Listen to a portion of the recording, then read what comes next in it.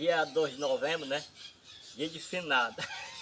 Mais de 5.000 pessoas no cemitério assistindo a novela. Todo mundo chorando. Chegou uma senhora assim, mais de 50 anos.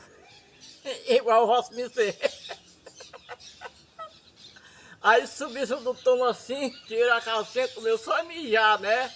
Aí chegou os pessoal lá, responsável, você não pode fazer isso não. Ela disse, meu filho, chora por onde sente saudade.